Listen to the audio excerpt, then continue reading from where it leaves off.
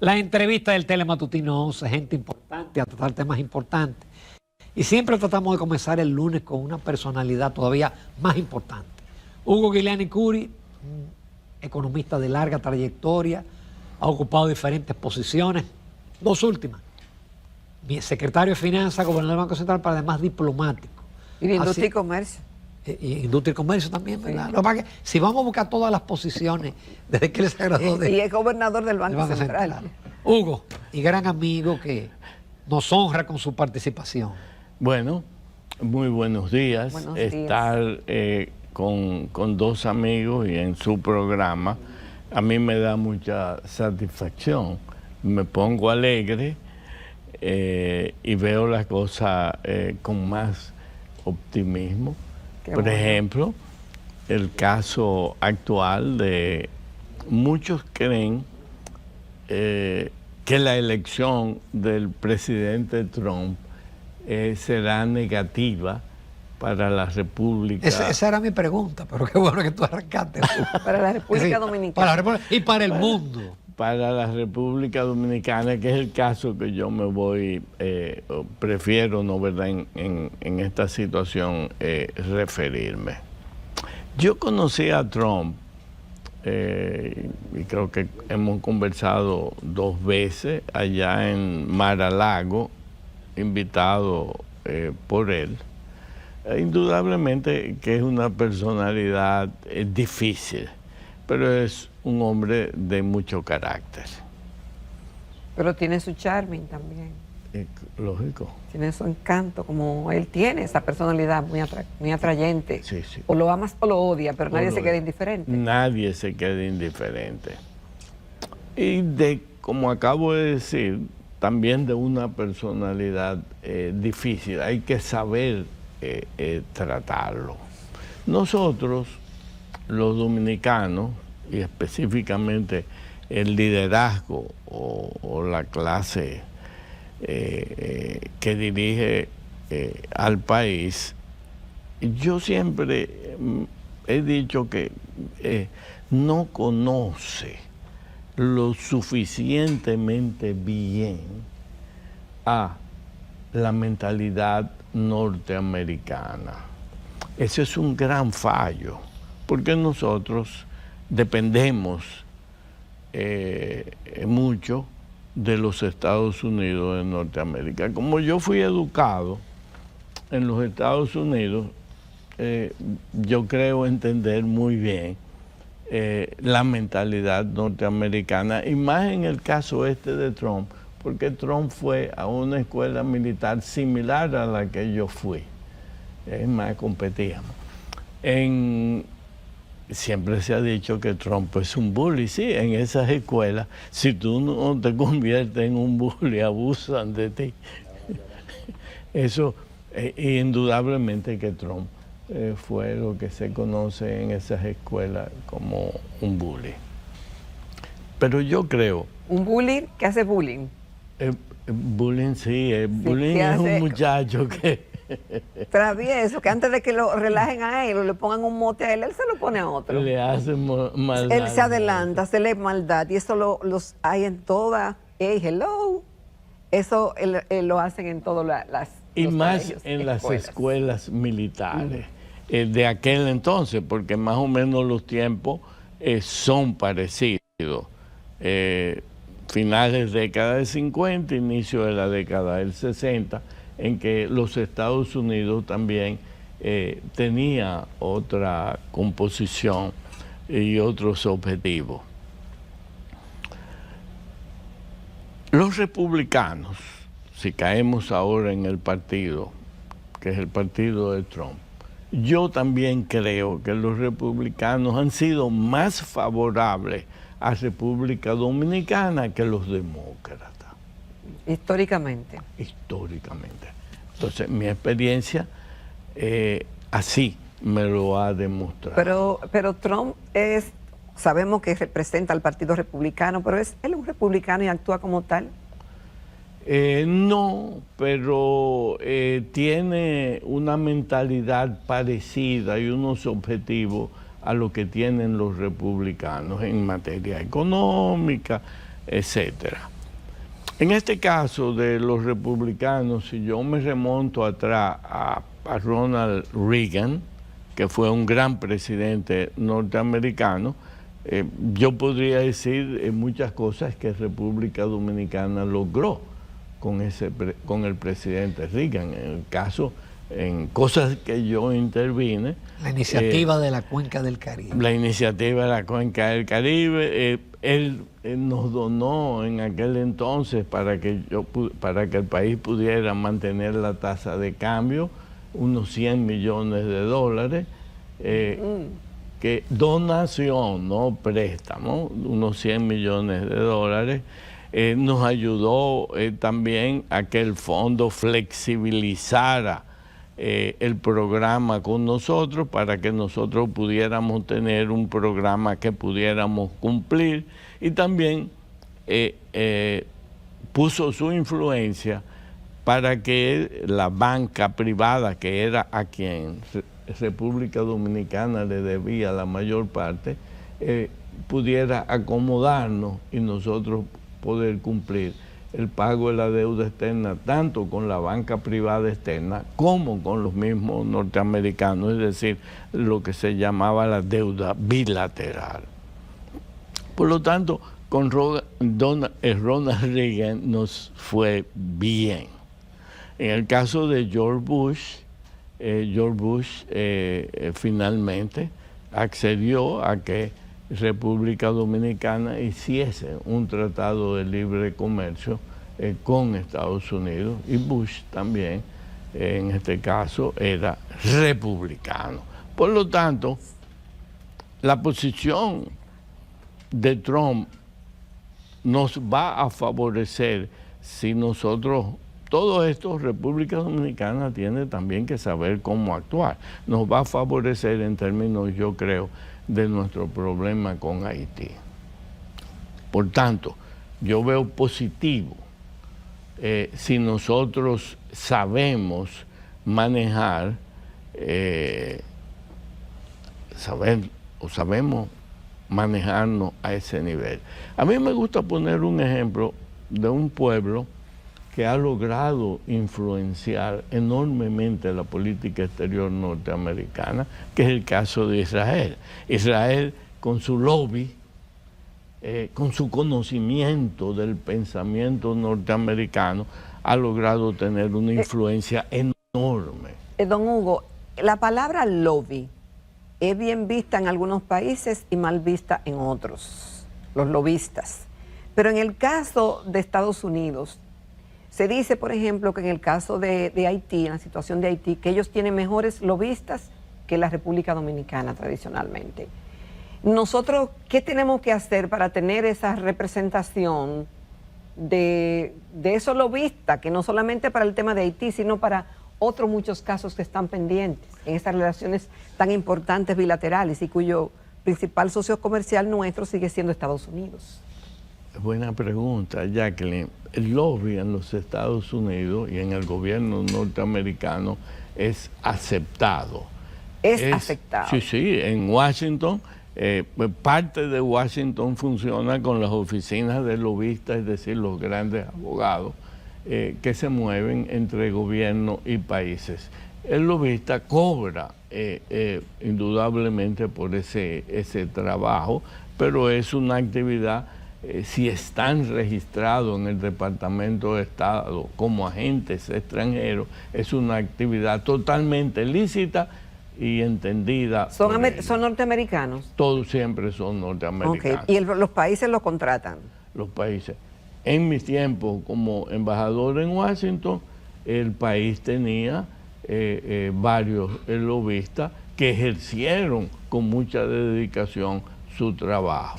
Es decir, no quiero mencionar nombres, pero fueron muy efectivos y me ayudaron a mí en mi labor, que era conseguir que el presidente Bush me firmara en la carta de intención de que Estados Unidos haría un tratado de libre comercio con República Hugo, ¿y con Dominicana. Trump no hay el riesgo que se revise ese tratado o de que nos apliquen aranceles a nosotros, como él ha prometido aplicarle aranceles a una serie de países? Eso sería, el aplicar aranceles sería una violación en sí del tratado. Eso habría que verlo, en el caso nuestro, en un tratado en que incluye a 5 países también centroamericanos. Eso habría que ver qué va a pasar.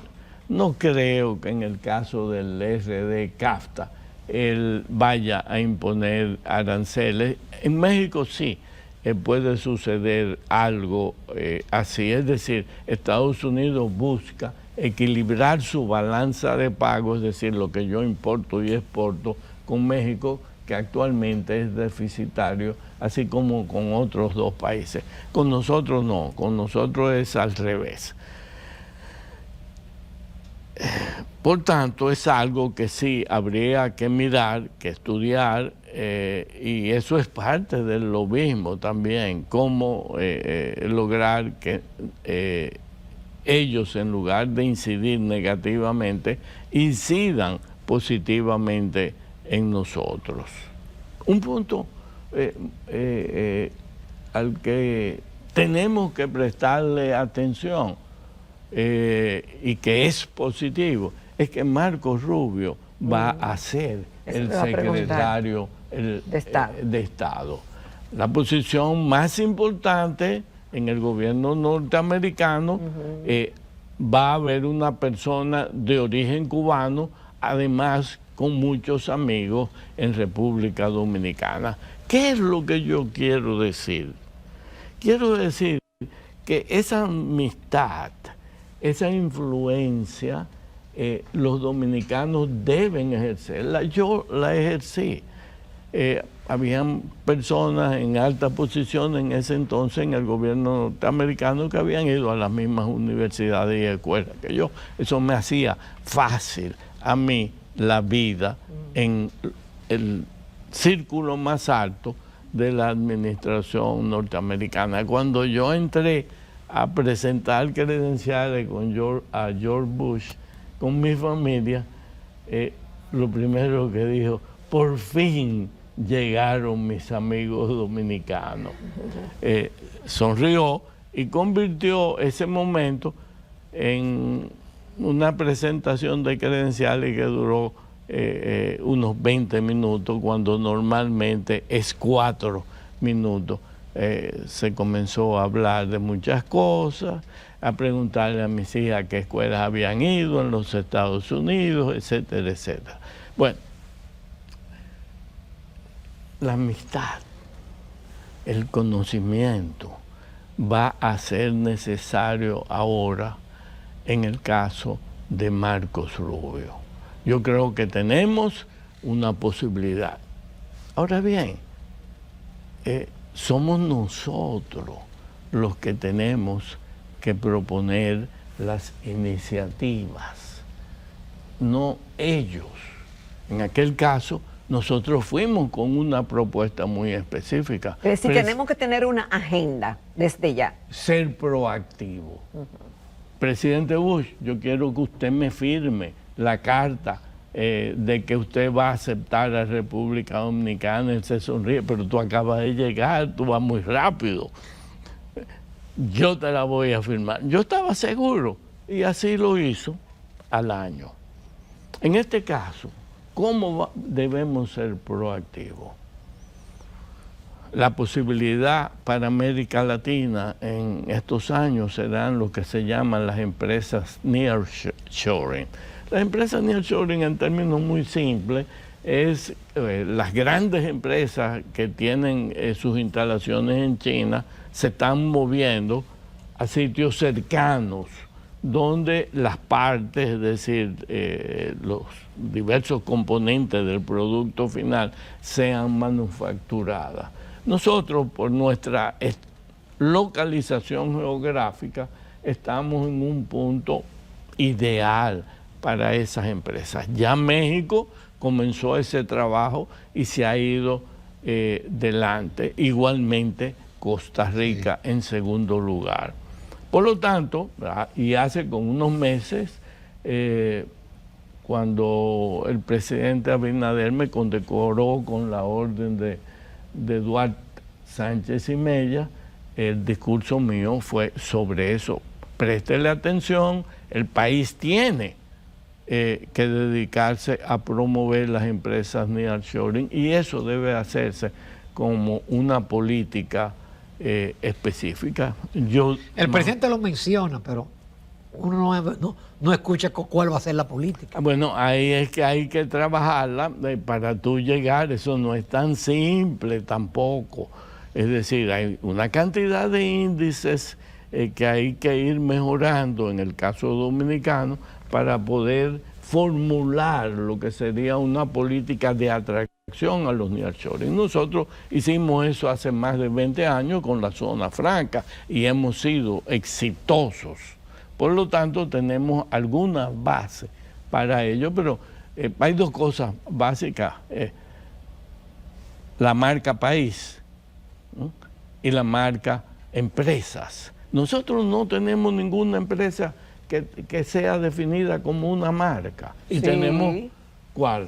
Bueno, tenemos varias que nosotros que decimos podrían que podrían ser marca país. Podrían ser marca país, pero no lo son todavía. Igualmente, en el caso marca país, hay que mejorar eso. Por lo tanto,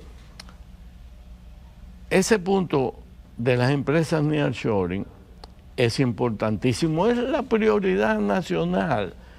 Segundo, en el frente externo, hace mucho yo he sugerido que Estados Unidos debería hacer un plan Marshall para América Latina.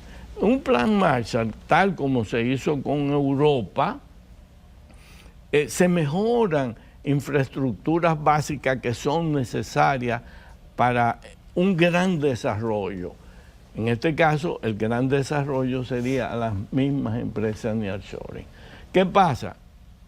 Ahora mismo en América Latina, y teniendo como secretario de Estado a Marco Rubio, esa sería una política que también le conviene a Estados Unidos. Es decir... Disminuye la migración. Pero, ¿cómo? Disminuye la migración de Claro. América Latina. No, pero además América Latina, Estados Unidos tendría una política específica en que promovería el desarrollo en lo que es su zona de influencia. Entonces yo me voy atrás a la historia. ¿Y cuál es la historia? Ustedes se acuerdan de la doctrina Monroe. América para los americanos. América para los americanos. Últimamente, la jefa del Comando Sur en Panamá vino aquí y habló sobre un plan Marshall, pero ella lo enfoca básicamente a la seguridad. Yo lo enfoco a las dos cosas, a la seguridad y al desarrollo. Por lo tanto, Estados Unidos lograría su objetivo de disminuir la influencia de otros poderes que están ya en esta área y a la vez ayudarían al desarrollo económico. Entonces yo ligo Plan Marshall con empresas nearshoring. bueno, Vamos a hacer una breve pausa, Hugo, porque vamos también a hablar de República Dominicana. Vamos a hablar de economía. Tengo que acabar la idea. Volvemos. continuamos en Telematutino 11 esta mañana. Estamos conversando con el licenciado Hugo Guiliani Curi, economista, diplomático, exgobernador del Banco Central. Antes de la pausa hablábamos, bueno, de Donald Trump y lo que significaría su gobierno para la República Dominicana y que el secretario de Estado fuera Marco Rubio, que en más de una ocasión ha favorecido, ha estado de acuerdo con el derecho que tiene la República Dominicana a deportar a indocumentados. Usted hablaba, don Hugo, de un plan Marshall tal vez para América Latina.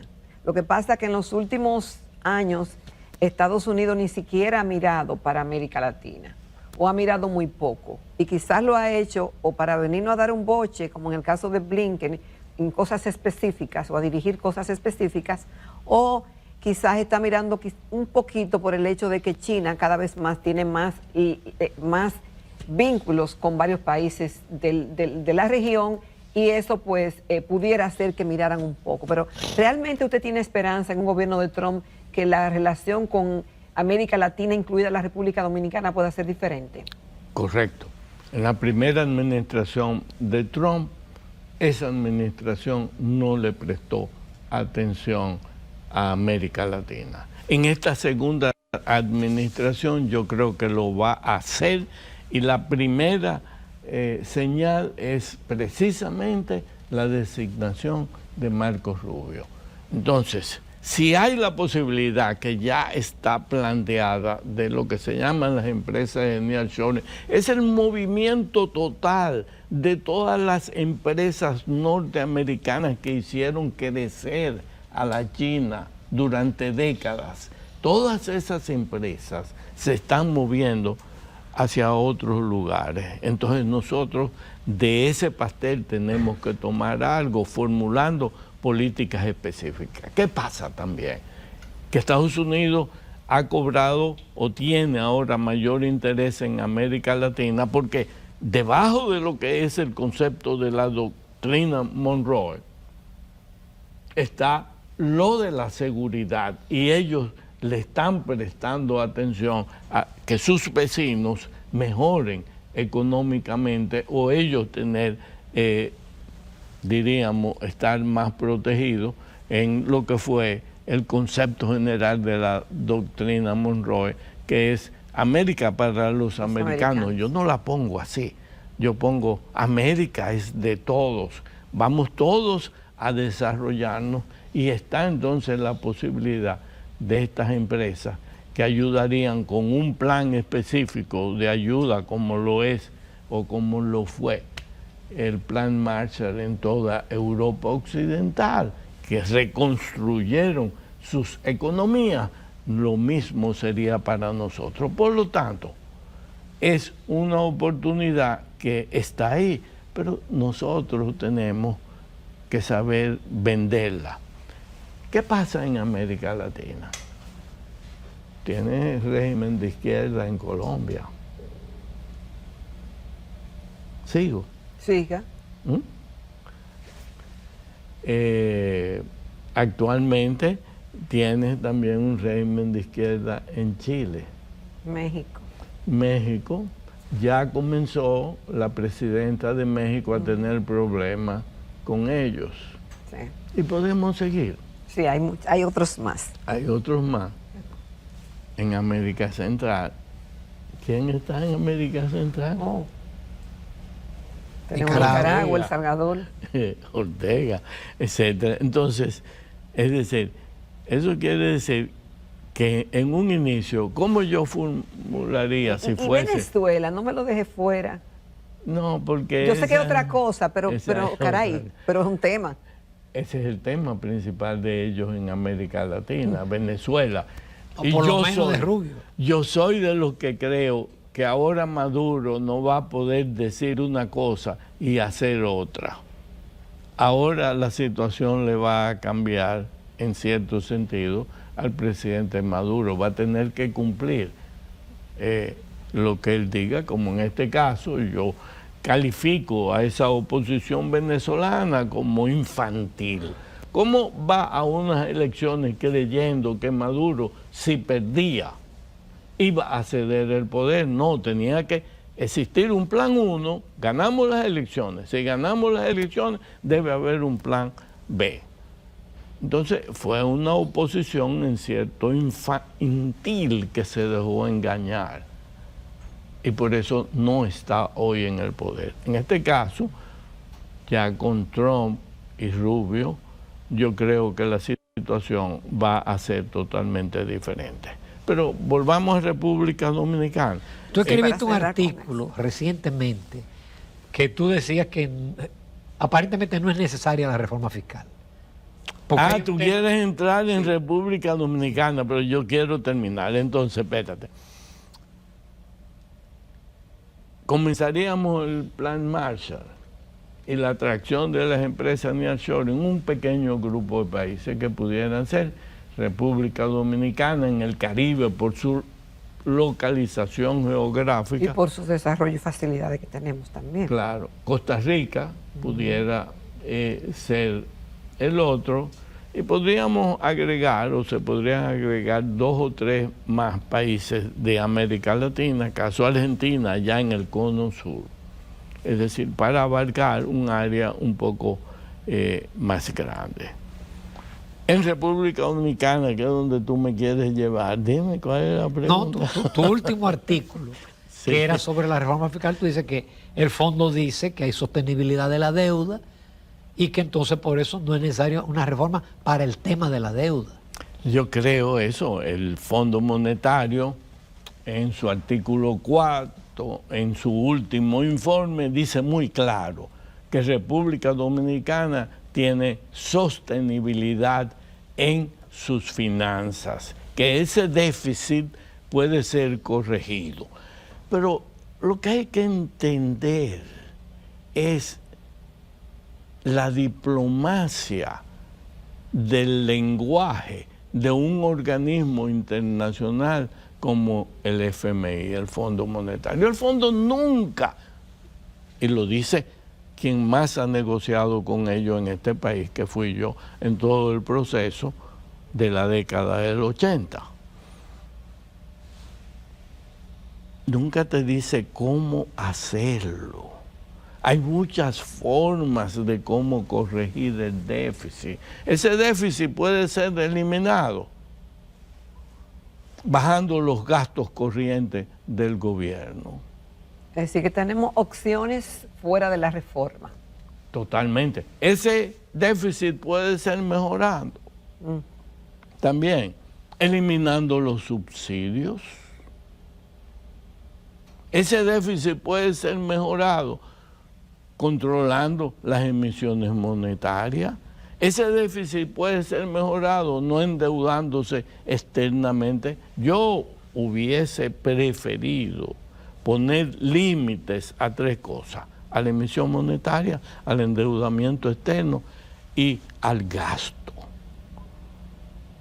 Entonces, fácilmente eliminando una gran parte del gasto corriente, que lo están viendo, lo estamos viendo. Esos alquileres, pues, ¿para qué sirven esas oficinas que están gastando millones y millones en alquileres? Hay mucho por donde cortar en el presupuesto dominicano que no sea del bolsillo del consumidor. Entonces voy al dominicano.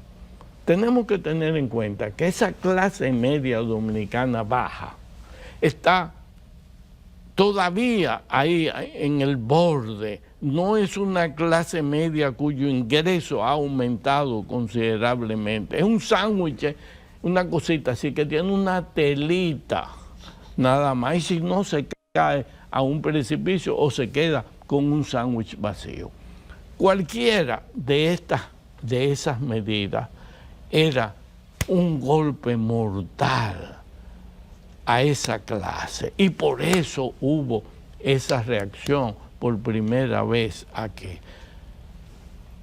el presidente Abinader se dio cuenta de eso y evitó que aquí ocurriera algo peor, como sucedió el 24 de abril del 1984, cuando hubo una poblada. Eso es para recordar a los mismos jóvenes que hoy están en el poder, que no habían nacido quizás cuando eso sucedió, lo que fue República Dominicana con esa poblada. O llevarlo a Venezuela, al Caracazo, que dio lugar después a Chávez, a la subida de Chávez en Venezuela. No se pueden hacer cosas como se trató con esa reforma, en que a una población la llevemos de golpe y porrazo a un precipicio, a una caída mortal. Eso hubiera asestado a la clase media baja dominicana en una forma que hubiera sido terrible.